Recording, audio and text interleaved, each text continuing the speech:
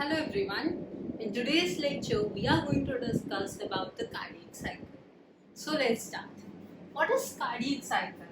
Cardiac cycle is the cyclic event which occurs during a single heartbeat. Now, what is a heartbeat? Heartbeat, we all know, is the pumping of heart and it produces sound and hence it is called as heartbeat.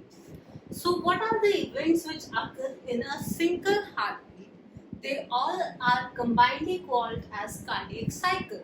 Now, we know that our heart beats 72 times per minute. So, in 1 minute, there are 60 seconds. Okay, 72 times is beaten in 60 seconds. So, one heartbeat would be approximately 0.8 seconds. If we calculate it, comes approximately 0.8 seconds. This is the time period for one heartbeat, or you can say for one cardiac cycle, because the cardiac cycle is the cyclic events which occur during a single heartbeat. So, the time period for cardiac cycle is 0.8 seconds. Now we have to see what are the steps or the functions which are occurred during this particular cardiac cycle. So, the very first step which occurs in the cardiac cycle is the atrial systole. This atrial systole is followed by ventricular systole. Ventricular systole. And further, the last but not the least is the relaxation period. Now let's see what all things happens during these three phases of cardiac cycle. But before this, we need to understand what is the meaning of systole in here. So during cardiac cycle, the word contraction is written as systole and the word relaxation is written as diastole. We need to remember these, systole and diastole. These are the words. For contraction it is systole and for relaxation it is diastole. Now here you are seeing, it is the diagram for a heart. You can say it is the TS of an heart, the transverse section. These are the right atrium, left atrium, right ventricle and the left ventricle. Wait a minute. So, this particular artery which is coming out is the pulmonary artery. Pulmonary artery, and this is the aorta. Okay. Now, all the basic structure of heart has been covered in the separate topic, that is the structure of heart. Here we are just going to study what are the events which are occurring in these three phases. Suppose we will start with atrial systole. We have studied depolarization occurs in atria. When it occurs, there are certain vena cava, superior vena cava and the inferior vena cava present. They pour blood into the heart. Okay. When the blood enters the atria, the atrium gets contracted. This one is for the right atrium. Okay. Similarly goes with the left atrium also. But right now we are discussing the right atrium. Suppose the blood enters the right atrium, contraction occurs. Contraction occurs because of the depolarization. We can say that atrial systole is caused due to atrial depolarization. Now, the blood is entering the atrium. When the blood enters the atrium, there are these valves, which is tricuspid valve, and this is the bicuspid valve. Now, see carefully. This valve is between atria and ventricle. Similarly, here in the left side, this bicuspid valve is between left atrium and the left ventricle. So, we can call them the AV nodes. Atrioventricular nodes, the AV nodes. Okay, these are closed initially, but when the pressure rises in atrium, Due to the contraction, the AV walls open. And when these AV walls open, the blood starts flowing into the ventricles. Okay? The blood starts flowing into the ventricles. Now, how much amount of blood is present in the ventricles at this time? When the blood flows, almost around 130 ml of blood is there in the ventricle due to this flow, and this is known as the end diastolic volume. What is this called? End diastolic volume, because it is present at the ending of diastole. Okay, relaxation, ending of relaxation causes this volume. Now, we have seen here the atrium contracted. This was the first atrial systole. Atrium contracted, ventricle are relaxed position. They are in relaxed position. So, in atrial systole, the ventricles were relaxed, they were in diastole, and the atriums were in systole condition. So, this is the end diastolic volume, end relaxation volume, which is 130 ml of blood in each ventricle. Okay. Now comes the ventricular systole. Here, the ventricles were relaxed, but when the blood has entered, they will get contracted and they will move to the next phase, that is the ventricle systole. Now, what happens in ventricle systole? You see, there is a point when these walls are closed initially. What are these walls? These are the openings of ventricles to outside. Okay, this is the pulmonary artery and this is the aorta. They will carry blood to outside of the heart. These walls are called as semilunar walls or the SL walls or SL walls. Okay. Now these SL nodes are closed. The AV nodes are open. But when the ventricle contract, the ventricles increases pressure. There is a pressure in ventricles. This pressure causes AV nodes to close. This causes AV node to close. The AV node gets closed and the SL node gets open. Because the blood pressure increases, the AV node gets closed due to the pressure of atrium and ventricle. But the SL nodes walls get open. So the blood now starts moving from ventricles to outside the arteries. And how much blood is moved? That is only 70 ml. Approximately 70 ml or blood is moved out. And this volume is called as the stroke volume. The amount of blood which is ejected out of the ventricles in a single heartbeat. In a single heartbeat, 70 ml of blood is ejected out from the ventricles, and this is called as the stroke volume.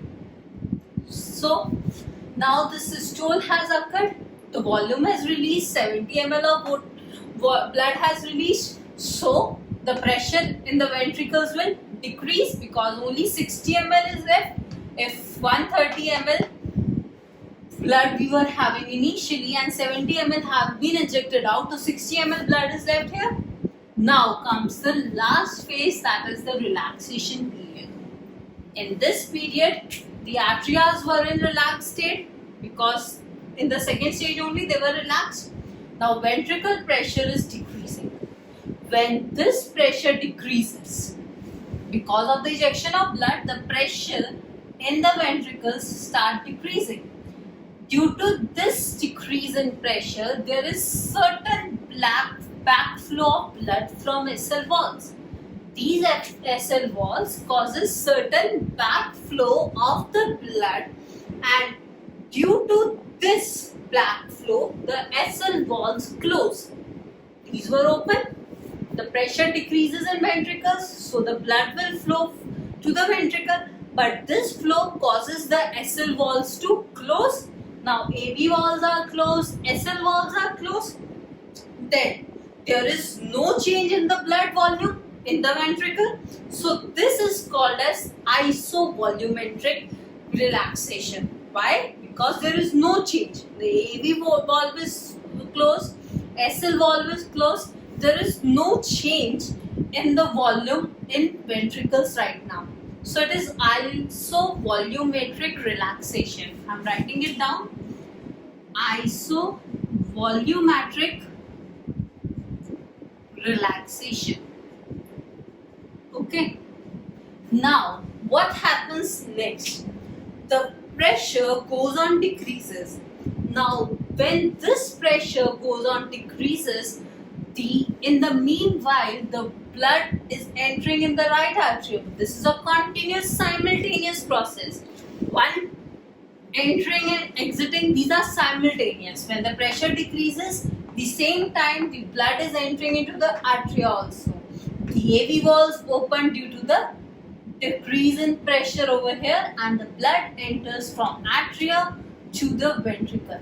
Okay, let me give you a quick simple review of this. See, the blood is in the atria, ventricles are relaxed. Okay, when the blood enters the atria, it gets contraction. The contraction in the atria and the low pressure in the ventricle causes this valve to open. When this valve opens, which is the AV valve, this opens, there is the flow of blood in ventricles. The ventricles start depositing blood. And how much blood is deposited? 130 ml of blood is deposited in the ventricles. So now these are relaxed. They are starting to develop the contractions. So the heart has now entered the phase of ventricular systole. There is contraction and the pressure increases due to the contraction. As soon as the pressure increases, the AV valves are closed and the SL valves are open. When the SL valves are open, 70 ml of blood is ejected out of the heart. This is called the stroke volume.